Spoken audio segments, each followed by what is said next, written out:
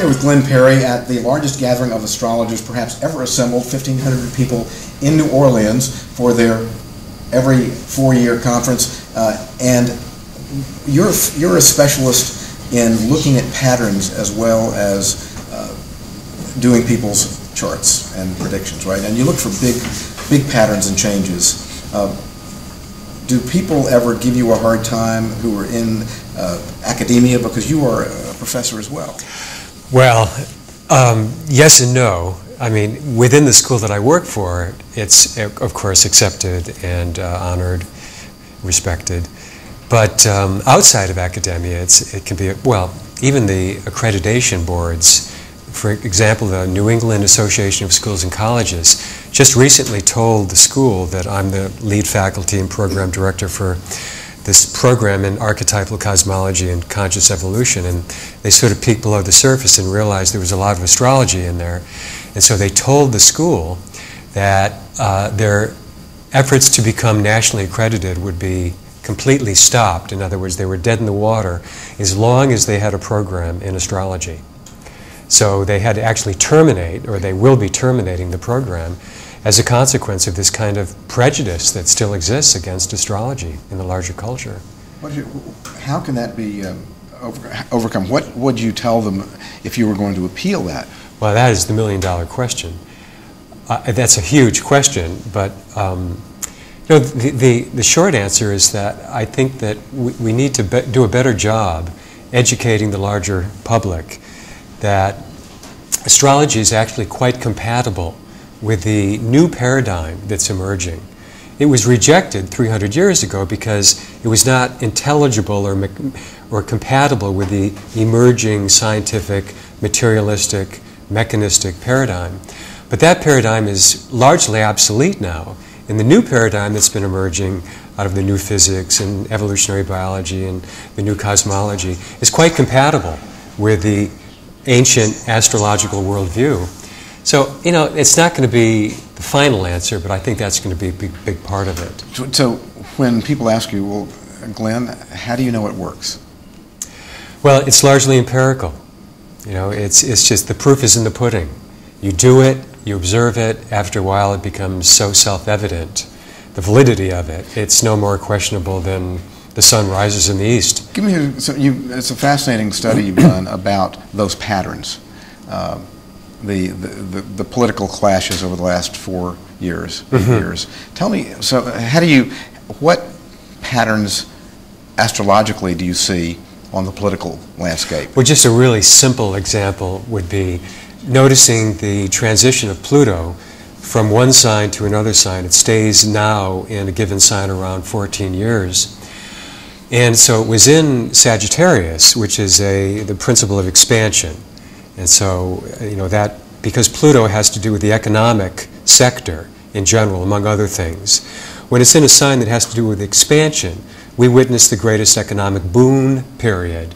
I think it was the chairman of Federal Reserve, Alan Greenspan, said that it was a period of irrational exuberance, which, if you understand Sagittarius, that's like a perfect description of the nature of that sign. So a sign acts like a filter that modulates the way a planet's energy is expressed, and it has consequences that are observable in the larger culture, particularly in the economic realm. So we had this tendency for people to get maxed out on their credit cards, the government to spend too much money, over expansion, people were way out on a limb. Then when Pluto went into Capricorn in 2008, every sign that comes after the sign before is compensatory, or a corrective to the excesses of the previous sign. So it's like an opposite principle. Capricorn represents the principle of contraction as opposed to Sagittarian expansion. So as soon as Pluto went into Capricorn in 2008, you had the economic freeze, you had the contraction of the economy, everybody started to talk about downsizing, being more economical, the credit market started to freeze up. I mean, literally, it's an expression of Capricorn beginning on the coldest day of the year, where nights are longest, days are shortest. That whole principle of freezing, you'd actually see those metaphors being expressed in the context of the financial sector. So when you see stuff like that, it's so, you know, it's like the timing was absolutely perfect. As soon as Pluto went into Capricorn, it's a completely different ballgame. The entire culture and economic sector shifted into a Capricorn mode. So it was also a landscape for greed and for advantage to be taken of the system by a lot of people, and now a lot of resentment coming back. Yeah, well, depending on your politics, you can read that in different ways. But Uranus is now also squaring or beginning to square Pluto, so it complicates the picture. But generally with Pluto in Capricorn, there's one of the processes of Pluto is to eliminate, to flush, to kind of cleanse whatever the nature of the sign that it happens to be in. And Capricorn is government and big business and structures. So wherever there's waste or corruption or inefficiency, Pluto's going to come in to want to reform, eliminate, regenerate, renew, flush out what is wasteful. So of course you have all this interest in sort of cleaning out the stables in government. Obama?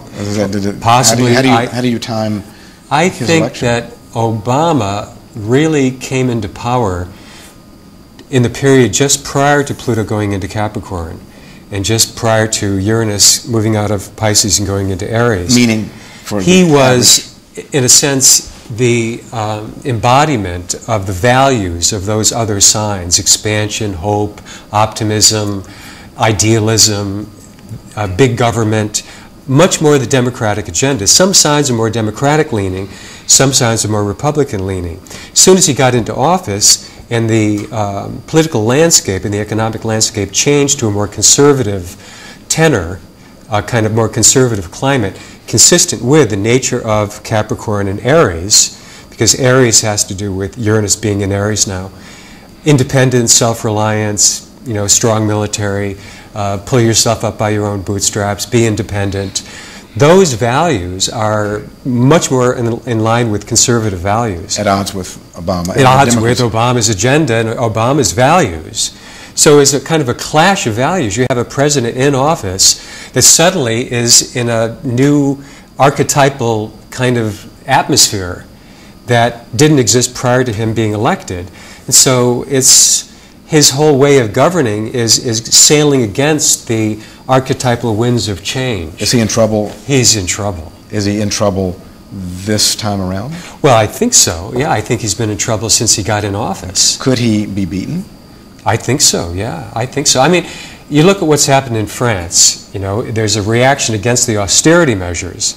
Everybody in Europe is saying, look, we got to tighten up. We got to stop this expansive government unlimited spending. We're way out on a limb. Same thing happening there that's happening here. Yeah. And yet the people are so threatened by these austerity measures and having to cut back and become more conservative that they elected this socialist leader to replace Sarkozy. So there's no telling. I mean, that could happen, I suppose, in the United States, but I don't think it will because we haven't actually implemented austerity measures yet.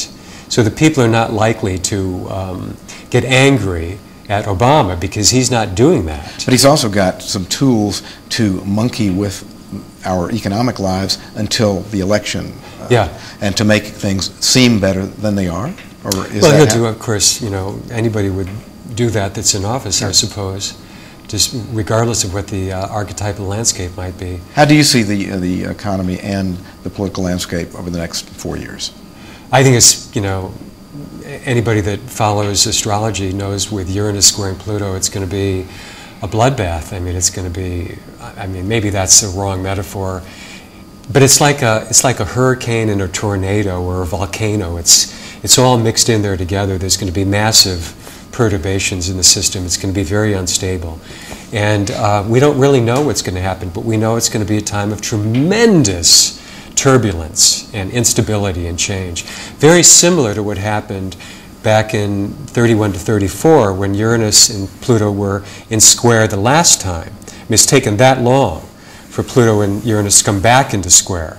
Although the square now is an opening square. Uranus is forming an opening square to Pluto, as opposed to previously it was forming a closing square. So what that means is during the conjunction, which happened around 66 to 68, you mentioned it was the Depression, and then it was the beginning of the Great the expansion of government under Roosevelt and all sorts of social welfare programs, prime the pump, Keynesian economics, that sort of thing, that they kind of doubled down on that.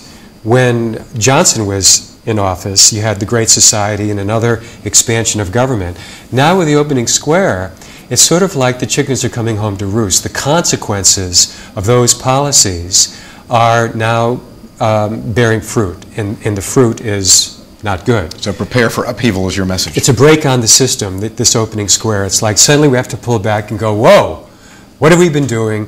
Where have we come from? How did we get here? And what do we need to do to reverse course? Because we can't keep going in this direction or it's going to be a disaster. The lesson, is there hope? Oh, there's always hope. It's always a process, you know, it's always changing. And I think one of the nice things about astrology is you can sit back and watch it evolve and trust that everything that is happening for a reason. Glenn, as a political or economic astrologer almost, or looking for trends in society, things are going to get tougher, but eventually they'll get better. Yeah, I think it's like a period of regression, but in evolutionary theory they say sometimes you have to step back to leap. You have to go back into a kind of earlier, more chaotic stage. Look at how you got there. It's an evolutionary blind alley, and reassess your situation, and then leapfrog over the old system into a new order. But in the meantime, there's a lot of chaos and confusion, and I think over the next 3 or 4 years we'll see that, but we'll eventually get to a better place. Great, thank you. Okay. Great. Thank you. Great stuff.